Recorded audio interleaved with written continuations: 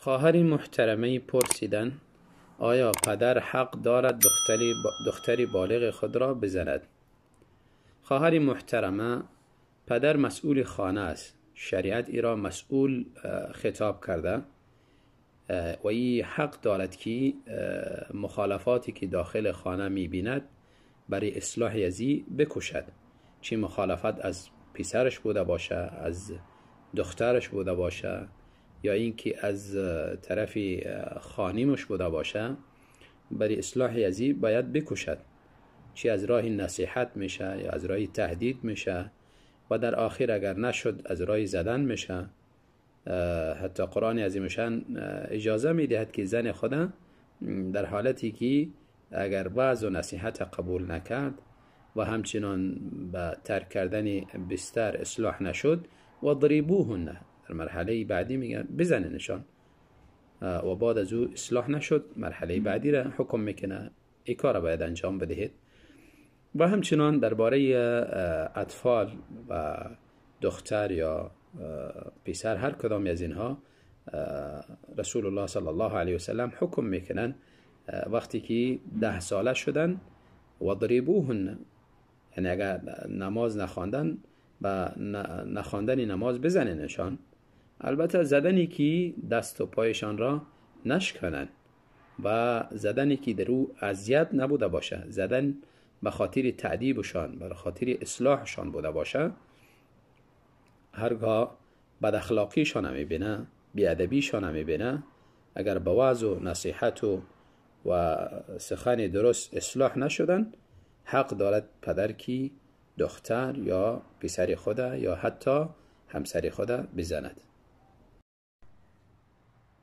برادری درباره سجده تلاوت پرسیدن.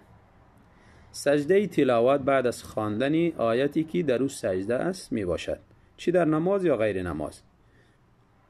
البته اگر در نماز بوده باشه، وقتی که آیتی سجده را خواند به سجده می رود، تکبیر گفته به سجده می رود و در سجده مانند عام سجده ها درست است که سبحان ربی الاعلی را بخواند، یا اینکه سجد وجهی للذی خلقه و شق سمعه و بصره بحوله و قوته، این دعا را بخواند و باز تکبیر گفته بلند می شود، تلاوت خدا ادامه می دهد.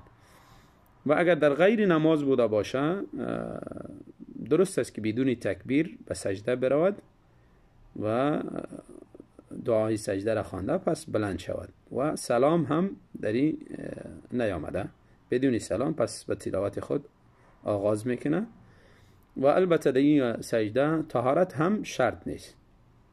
گاهی انسان یعنی تلاوت میکنه بدون گرفتن مصحف، از رو تلاوت میکنه، وقتی که آیتی سجده را خواند اگر طهارت نداشت شرط نیست که فورا رفته باید طهارت کنه و سجده کنه، بدون طهارت میتونه سجده کنه. برادری پرسیدن آیا زن و مرد با هم در وقت عادی میتوانند لج بخوابند؟ البته وقت عادی مرادش وقتی که اراده جما نداره. برادر محترم، زن برای مرد حلال است و هر قسم خواسته باشه استفاده میکند. وقتی که الله اجازه داده جما کند، یعنی جما از همه ازی بالاتر است، دیگر هر کاری انجام داده میتواند. لج بخوابد، با همه اعضای همسرش بازی داشته باشه، شوخی کنه و از هر اندامی همسرش استفاده کنه به جز جایی که اجازه نیست از عقب، دیگر اجازه داره با هم لج بخوابن، اجازه دارن بازی کنن، اجازه دارن باید دیگر لمس داشته باشن، بوسه کنن یک دیگره. همه شوخی ها برشان اجازه است، با جز که شوخی که از شوکات دین بیرون نبوده باشه، توهین به شخصیت یک دیگر نبوده باشه. دیگر همه شوخی هایی که در چوکات دین بوده باشه همه برشان اجازه است.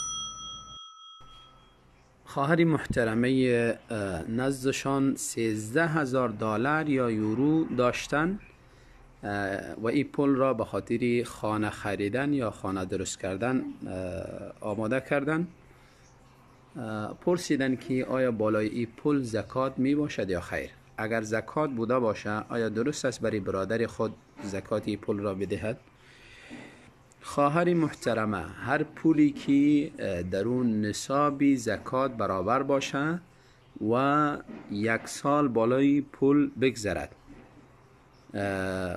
و از مقدار زکات پول کم نشد، در اون پول زکات حتمی است. مقدار زکات، نصاب زکات در پول، در اصل در نصابی طلا و نقره است. طلا به اندازه 20 مثقال که او را در گرام برابر کردن تقریبا 85 گرام، بعضیا زیادتر، و نقره 140 مثقال که تقریبا 595 گرام می شود. پس هر کسی به اندازه 595 گرام به قیمت 595 گرام نقره پول داشته باشه، یا اینکه به قیمت 85 گرام طلا پول داشته باشه، زکات بالایش واجب است به شرطی که 1 سال بالای از این پول تیر شده باشه. برابر است که این پول برای خانه آماده کرده باشه، برای حج آماده کرده باشه، یا برای تجارت آماده کرده باشه، برای هر چیزی. وقتی که امو موقعیت رسید، امو سال تیر شد، برای امو چیز استفاده برده نشده باشه، پس در این صورت باید زکاتی پول بیرون کنه و همچنان درست است که زکاتی پول برای برادر خود بدهد و همچنان برای دیگر خویشاوندان به جز پدر، مادر و پسران و دختران. و این مقداری که خواهر بیان کرده 13,000 حتمی از قیمتی 85 گرام طلا بالاتر است و این پول زکات است و درست است برای برادرش بدهد. برادری پیشنهاد کردن درباره بدعاتی بعد از نماز چیزی می گفتید. البته مرادشان بعد از نمازهای فرضی. برادری محترم، بدعت‌های بعد از نمازهای فرضی فرق میکنه از یک منطقه با منطقه دیگری، اما آنچه که غالب مروج است در اکثر مناطق از جمله دعاهای اجتماعی بعد از نمازهای فرضی یا بعد از نمازهای سنت. رسول الله صلی الله علیه و سلم بعد از نمازهای فرضی آنچه که از آنها ثابت است ذکر و اذکار فردی ثابت است. هیچ وقت به مردم رو گردانده دعا به هیئت اجتماعی نکرده و اگر گاهی مسلمان ها به خاطر حاجتی یا به خاطر یک غرض خاصی انجام میدهند اشکال نداره، اما برای همیش پابند بی بودن و ایره جزئی از نماز دانستن این یکی از بدعات است، ولو که بعد از فرض بوده باشه یا بعد از سنت. و غالب رسول الله صلی الله علیه و سلم سنتشان را در خانه شان رفته می‌خواندن، از خانه دوباره آمده برای مردم دعا نمی‌کردن. و همچنان از جمله بدعات ذکر اجتماعی بعد از نمازهاست. بعضی اهل تصوف همه به یک صدا بعد از نمازها کلماتی را با هم تکرار میکنن، این از جمله بدعات است. و همچنان خواندن قرآن، در بعضی جاها رواج است قبل از دعا قرآن میخوانند یا بعد از دعا قرآن میخوانند. دعا، قرآن خواندن، همه از اینها اجری زیادی داره و دعا عبادت یکی از انواع عبادات است و به هر حرف قرآن انسان 10 نیکی میگیرد، خواندن هر حرف قرآن. لکن طریقی را که انسان در نماز خوانی یا قرآن خواندن از نزد خودش ایجاد کنه و به او پابند بوده باشه، این در حقیقت یک شریعتی جدیدی ساختن است. و همچنان در بعضی جاها رواج است بعد از نمازها فوری با یکدیگر سلام میدهند و این هم کدام اساسی نداره.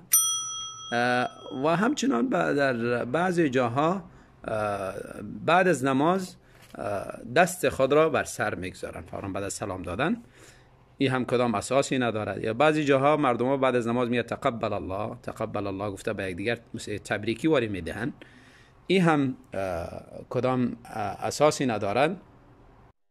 و از جمله بدعاتی بعد از نماز التزام به اذکاری غیر مأثوره و این در اهل تصوف زیاد رواج است. یکی را میبینید دلایل خیرات ورداشته، یکی دیگری کتاب دیگری به دست گرفته، به جای از اینکه از کارهای وارده را از رسول الله صلی الله علیه وسلم که ثابت است اونها را بخوانه، مشغول از کاری بدعی است. این بیچاره هم مخالفت سنت رسول الله صلی الله علیه وسلم انجام داده و هم در ذکر و اذکار یک طریقه خاصی را از خودش ایجاد کرده. الله تعالی همه را توفیق بدهد.